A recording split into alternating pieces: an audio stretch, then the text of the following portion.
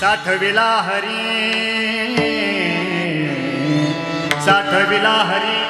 जिही हृदय मंदिरे त्यांची सरली धार झाला सफल व्यापार.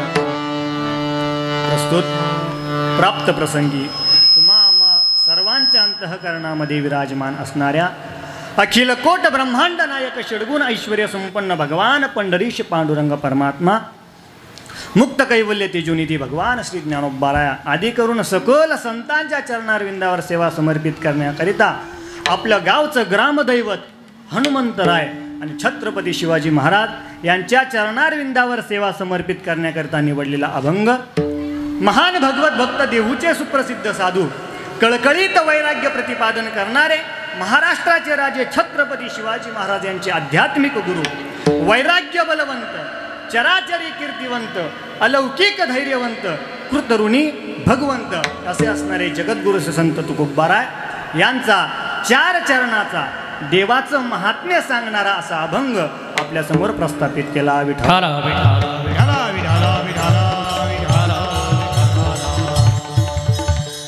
प्रस्तुत अभंगातून जगद्गुरु तुकोबार आहे ज्या जीवानं ज्या माणसानं त्या देवाला आपल्या हृदयामध्ये साठवलंय आणि त्या देवाला आपल्या हृदयामध्ये अंतःकरणामध्ये साठवल्यानंतर आपल्याला काय प्रकारचा कोणत्या प्रकारचा किती प्रकारचा लाभ होतो या गोष्टीची मीमांसा आजच्या अभंगामध्ये जगद्गुरु तुकोबाराय म्हणतात.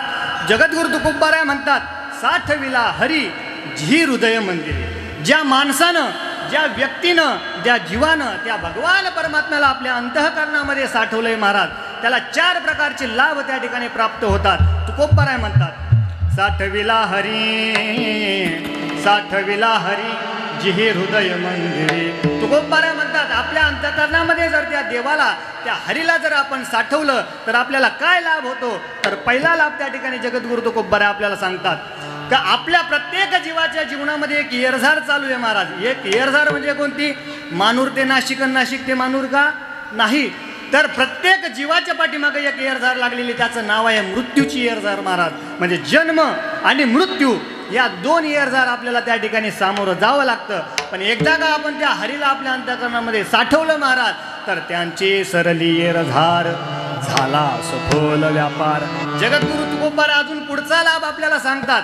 आपण त्या हरीला आपल्या अंतःकरणामध्ये साठवल्यानंतर त्या हरीची आपण साधना केल्यानंतर नामचिंतन केल्यानंतर तो भगवान परमात्मा आपल्या हातामध्ये येतो.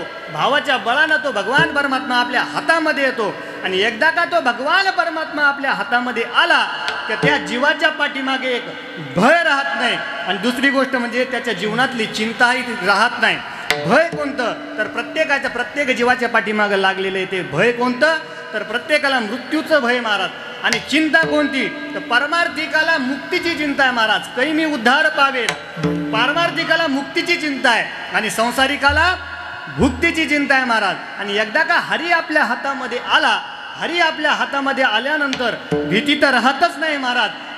भुक्तीची चिंता राहत नाही आणि मुक्तीची चिंता राहत नाही. तो भगवान परमात्मा या दोन्ही गोष्टींची त्या ठिकाणी निवृत्ती करतो.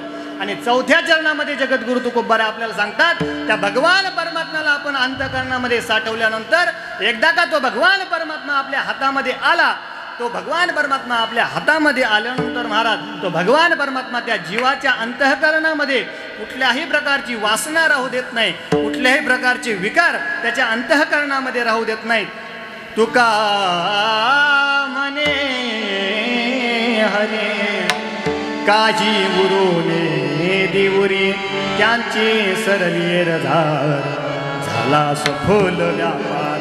असा अभंगाचा सरळ भावार्थ आहे. आता मला असं वाटतं हा सरळ भावार्थ मी तुम्हाला सांगितला म्हणजे अभंग तुमच्या लक्षामध्ये मराठी कळते ना तुम्हाला. मी काय बोलतो ते कळतंय ना तर कळत नाही. माना तरी हलवा माना. महाराज तुमचाच आहे. घाबरायचं टेन्शन खरं तर भीती मलाच आहे पण घाबरायचं टेन्शन नाही. माझ्यासोबत बोलत चालायचं. मी बोल का महाराज आहे. माझा स्वभावच बोल का त्याच्यामुळे प्रत्येकाने आपण बोलायचं. अभंग तुमच्या लक्षामध्ये आला. अभंग कसा आहे सोपा आहे तुमच्या लक्षामध्ये आलाय. मग आता विठ्ठल जे विठ्ठल केलं तरी हरकत.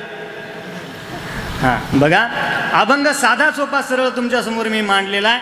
अभंगाचा सरळ ठळक बातम्या मी तुम्हाला सांगितलेला आहे. अभंगावर विचार करण्यापूर्वी अल्पसा परिहार द्यायचा तो असा.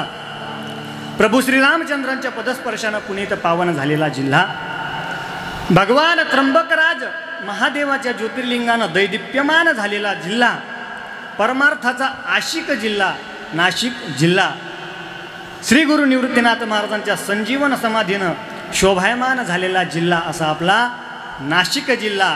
नुसतं प्रभू श्रीरामचंद्रांच्याच नाही तर अनेक साधू संतांच्या पदस्पर्शानं पुनीत पावन झालेली ही पुण्यभूमी.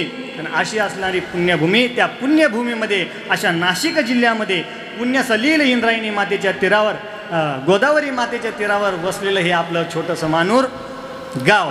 आता मानूर शब्दाची मी एक कोटी केली बरं का महाराज.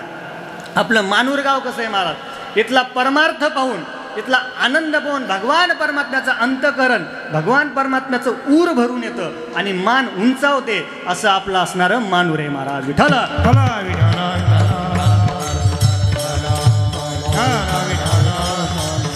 आणि अशा मानूर गावामध्ये चालू असलेला सालाबाद प्रमाण चालू असलेला अखंड हरिनाम सप्ताह तथा ज्ञानेश्वरी पारायण सोहळा पाहता पाहता 4 तप त्या ठिकाणी पूर्ण होऊन, म्हणजे सुवर्ण महोत्सव आपण 2 वर्षापूर्वी या गावामध्ये आपण साजरा केलेला आहे. म्हणजे सुवर्ण महोत्सव साजरा केला आणि आता अमृत महोत्सवी वर्षाकडे आपल्या गावाची काय चालू आहे, वाटचाल चालू आहे महाराज. आणि असा असणारा आपला हा सप्ताह मोठा भव्य दिव्य उत्साह या ठिकाणी आपण सगळेजण आनंदाने साजरा करीत आहोत. मी सांगण्यापेक्षा माझ्या अगोदर धन्यकुमार महाराजांनी त्यांनी या ठिकाणी वर्णन तर केलेलंच आहे. तुम्हाला माहिती वातावरण कसं आहे काय, तर मला काही जास्त सांगायची गरज नाही. पण ज्यांच्या मार्गदर्शनाखाली हा चालू असणारा आपला अखंड हरिनाम सप्ताह आहे महाराज.